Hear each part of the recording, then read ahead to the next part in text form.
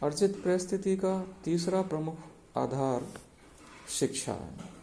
अशिक्षित की तुलना में शिक्षित का तथा कम पढ़े लिखे व्यक्ति की तुलना में बीए, एमए तथा अन्य डिप्लोमा और प्रशिक्षण प्राप्त व्यक्ति की परिस्थिति ऊंची होती है।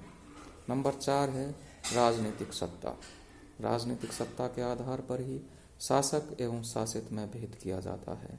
साधारण लोगों की अपेक्षा सत्ता एवं राजनीतिक अधिकार प्राप्त व्यक्ति की परिस्थिति ऊंची होती है।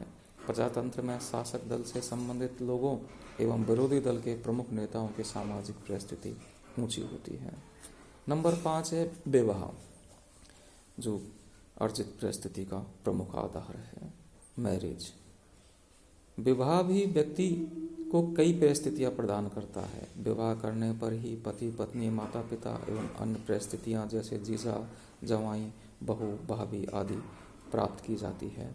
विधवा या विधुर होने, सजातीय एवं अंतर्जातीय विवाह करने, एक विवाह एवं बहुविवाह करने के आधार पर भी समाज में भिन्न भिन्न सामाजिक परिस्थितियां प्राप्त की जाती हैं। नंबर 6 है उपलब्धियां, अचीवमेंट्स। ये भी अर्जित परिस्थिति निर्धारण का प्रमुख आधार है। व्यक्ति द्वारा परिश्रम करके विभिन्न उपलब्धियां भी उसकी सामाजिक परिस्थिति का निर्धारण करती है। ये उपलब्धियां धार्मिक, सामाजिक, राजनीतिक, शैक्षणिक, आर्थिक एवं खेलकूद आदि के क्षेत्र में हो सकती है। इसलिए अच्छे खिलाड़ी, वैज्ञानिक, आविष्कारकर्ता, श्रेष्ठ साहित्यकार, संगीतकार, कलाकार, कवि आदि की सामाजिक परिस्थिति ऊंची होती है। नंबर 7 अर्जित परिस्थिति निर्धारण के उपर्युक्त आधारों का काफ़ी महत्व है, परंतु समाज विशेष में अर्जित परिस्थिति निर्धारण के क्या आधार होंगे, यह बहुत कुछ सीमा तक समाज की सामाजिक सांस्कृतिक व्यवस्था पर निर्भर करता है। किसी समाज में धन को, किसी में आध्यात्मिक प्रगति को, किसी में वीरता या साहसिक कार्यों को विशेष महत्व दिया जाता है। जहाँ जिस कारक पर ज़्यादा जोर दिया जाता है, वहाँ वही कारक या आधार अर्जित परिस्थिति के निर्धारण में प्रमुख भूमिका निभाता है। इस प्रकार हम देखते हैं कि समाज में व्यक्ति की प्रदत्त एवं अर्जित परिस्थितियों के निर्धारण में अनेक कारकों का योग होता है। तो व्यक्ति के लिए दोनों ही प्रकार की परिस्थितियां महत्वपूर्ण होती है, प्रदत्त परिस्थिति और अर्जित परिस्थिति।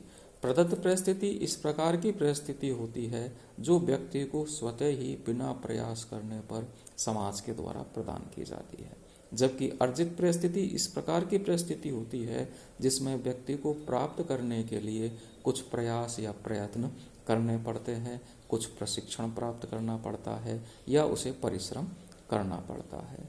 लेकिन ऐसा नहीं है कि दोनों बिल्कुल एक दूसरे से अलग है, दोनों एक दूसरे से संबंधित भी है, क्योंकि जिस प्रकार से प्रदत्त परिस्थिति में व्यक्ति को स्वतः ही कई प्रकार की सुविधाएं प्राप्त हो जाती है, उन सुविधाओं को उपयोग करते हुए वह विभिन्न प्रकार की अर्जित परिस्थिति प्राप्त कर लेता है।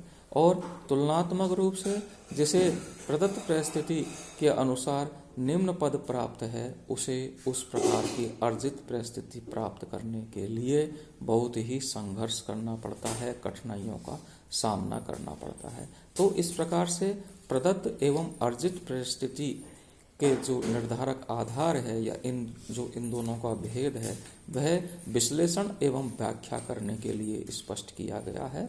वरन समाज एवं व्यक्ति के लिए दोनों ही प्रकार की जो सामाजिक परिस्थिति होती है, प्रदत्त परिस्थिति और अर्जित परिस्थिति, दोनों ही महत्वपूर्ण होती है।